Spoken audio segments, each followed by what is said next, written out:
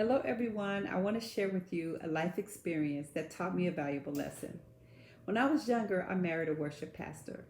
We both were in ministry when we were younger in our own individual churches, but we were in small churches in Los Angeles.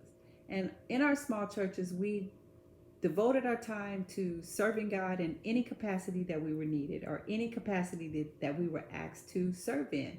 It didn't matter what it was. We didn't need a title. We just volunteered. Even though my husband was a worship pastor, he still volunteered his time in any way that he could. So one day he was called on to be a worship pastor at a mega church in Los Angeles. And when he was called on to be that worship pastor, we just did the same kind of duties that we did in our previous churches. We filled in wherever we were needed. We did whatever we were asked to do, and we did it with the love of God. So one day, after about 4 years of being at this church, our senior pastor called us into the office and he said, "I want you to head couples ministry and direct that department."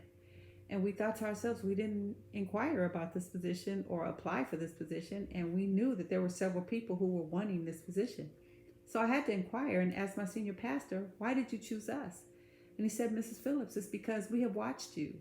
We have noticed that you love people. We have noticed that you don't talk about people, that you don't gossip, that you are careful with what they tell you. You are careful with their information and with their lives." He said, "And that is what we need in that department." And he said, "Also, everything you do it with joy and you never complain."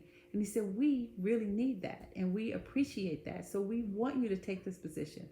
So, in that, I'm saying to you, whatever you do it to the glory of God.